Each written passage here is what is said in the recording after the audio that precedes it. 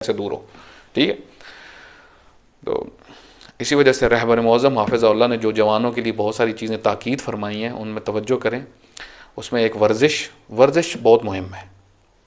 आपकी जो तवानाई हैं उनको बहाल करती है और आपके अंदर जो बीमारियां वजूद में आ रही होती हैं उनको कम करती है।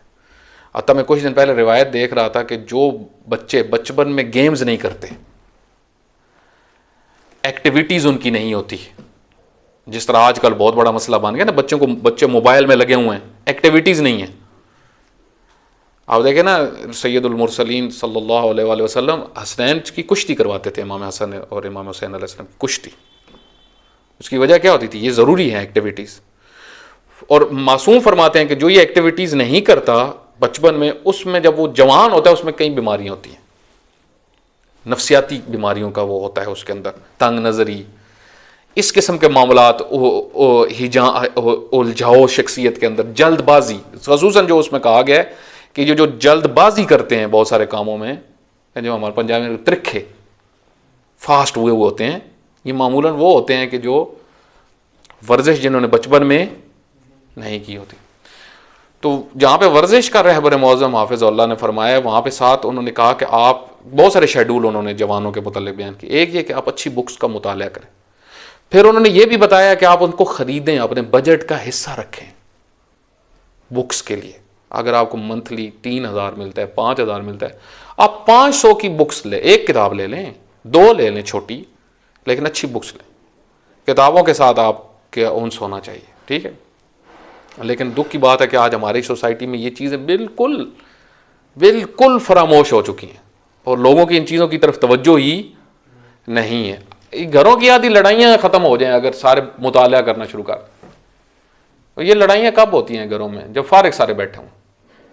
ठीक है, लेकिन खुद स्टडी अगर हर कोई कर रहा हो, अपने अपने रूम में बैठ के स्टडी कर रहा हो, हर किसी का टाइम मुशख्खस हो कि मैंने 9 से 10 मुताला करना, ठीक है, या 10 से 11 मैंने स्टडी करनी, किसी से मैंने मिलना भी नहीं है कोई भी। आप देखें जिस तरह बाद उलमा होते थे, जब वो स्टडी करते थे तो वो किसी से उस वक्त उनका वो राब्ता बिल्कुल नहीं होता था, बिल्कुल। अतः शहीद मुताहरिर रहमतुल्लाह अलैह जो इतने मुतालियात उन्होंने किए, इतनी स्टडीज़, मगरिब की दुनिया को पढ़ा, शर्क को पढ़ा, गर्ब को पढ़ा और जवाब दिए, ऐसे तो नहीं होता।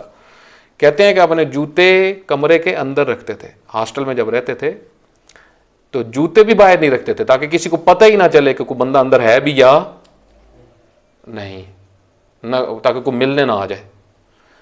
और फिर वो मुसलसल मुतालियात में रहते थे। हत्ता उलमा के अब अगर ज़िंदगी पढ़ें, इतनी वो स्टडी के पाबंद थे। एक आलम की ज़िंदगी में पढ़ रहा था, वो कहते हैं कि मैं उस वक्त, तो आपको पता है कि बिजली इस तरह नहीं होती, तो आजकल तो हमारे पास नेमतें फरावान है लेकिन हमें कदर नहीं है। वो कहते हैं कि मैं जो है वो अपनी छत पे, मशहद के वो रहने वाले थे, वो कहते हैं कि मैं रात को छत पे गया स्टडी करने के लिए और चाँद की रोशनी में, मेरे पास चिराग नहीं था, मैंने चाँद की रोशनी में कहा कि कुछ मुतालिया करता हूँ।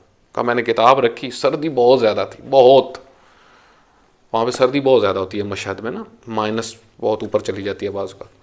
वो फरमाते हैं कि मैं स्टडी करता रहा, इतना मैं महव हो गया। फरमाते हैं कि जब मैंने तवज्जो की तो एक कुछ सफ़े मैंने आगे पीछे किए तो सफ़ों के ऊपर खून मुझे नज़र आया।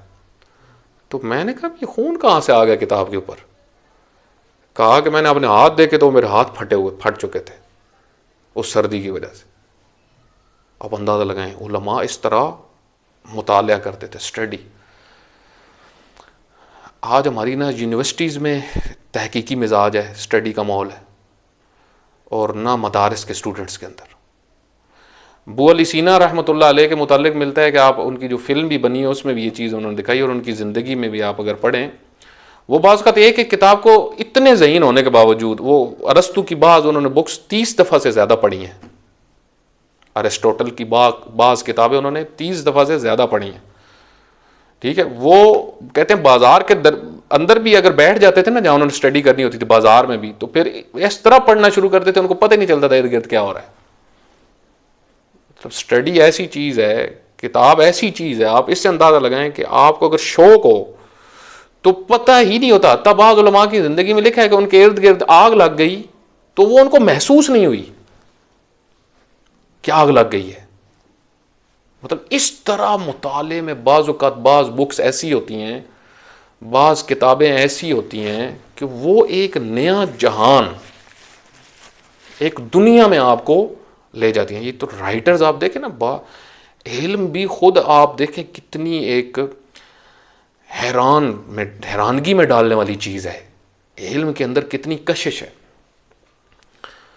तो बहरहाल ये सारी चीज़ें इस वजह से हैं कि हमें जो है वो इन चीज़ों की तरफ तवज्जो करनी चाहिए। हम बहुत सारी चीज़ों से